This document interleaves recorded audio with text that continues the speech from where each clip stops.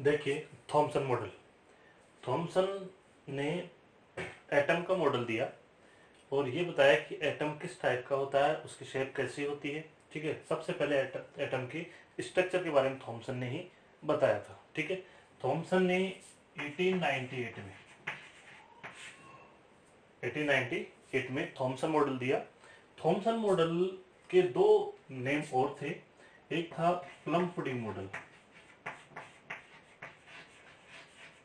Plum pudding model, उसका दूसरा नाम था watermelon model, watermelon model. Thompson model के दो नेम और थे, एक था प्लम पुडिंग मॉडल और एक था वाटरमेलन मॉडल। अब देखो थॉमसन ने क्या कहा। थॉमसन ने पहली बात ये कही कि जो एटम होता है वो सॉलिड स्फीयर होता है। एटम क्या होता है? Solid sphere.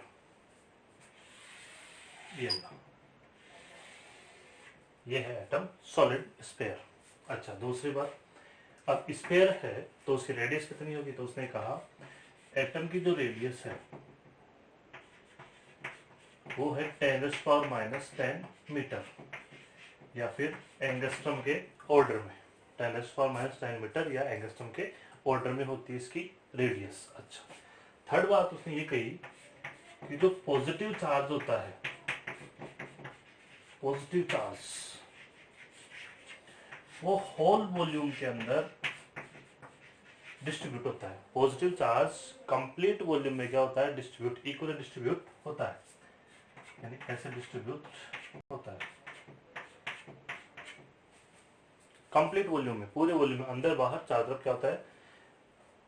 डिस्ट्रीब्यूट होता है। नेक्स्ट बात उसने कही कि जो नेगेटिव चार्ज होता है, नेगेटिव चार्ज यानी कि इलेक्ट्रॉन, वो अंदर की ओर क्या होते हैं? एम्बेडेड होते हैं,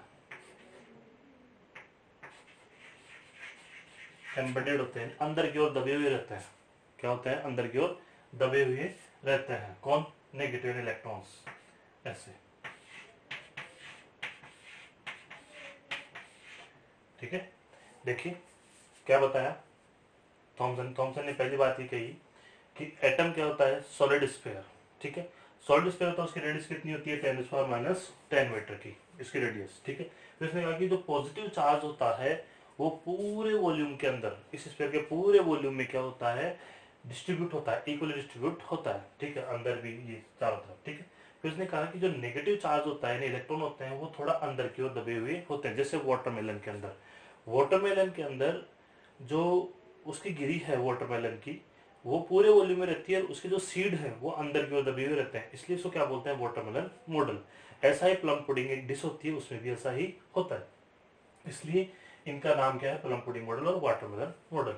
नेक्स्ट बात उसने ये बताई कि number of positive charge, total positive charge equal होता है total negative charge. Negative charge के, यानी कि जो एटम होता है वो क्या होता है? इलेक्ट्रिकली न्यूट्रल होता है। इलेक्ट्रिकली क्या होता है? न्यूट्रल होता है। कौन? इलेक्ट्रिकली न्यूट्रल होता है एटम। ठीक है, ये बात किसने बताई? थॉमसन ने। तो ये था थॉमसन का प्लम पुडिंग मॉडल। ठीक है, फिर सुनिए, सॉलिड स्फीयर होता है जिसकी रेडियस होती है 10⁻⁻10 मीटर के ऑर्डर के अंदर। ठीक है, पॉजिटिव चार्ज होता है वो कंप्लीट वॉल्यूम में डिस्ट्रीब्यूट होता है। नेगेटिव चार्ज यानी इलेक्ट्रॉन्स क्या होते हैं? अंदर की ओर एम्बेडेड होते हैं, दबे हुए रहते हैं, जैसे वाटरमेलन में होता है वैसे। ठीक है, नेक्स्ट का, जितना पॉजिटिव चार्ज होता है उतना ही क्या होता है? नेगेटिव चार्ज, यानी ये क्या होता है? Electrically neutral. ठीक है, अब देखिए थॉमसन मॉडल की दो लिमिटेशंस थी।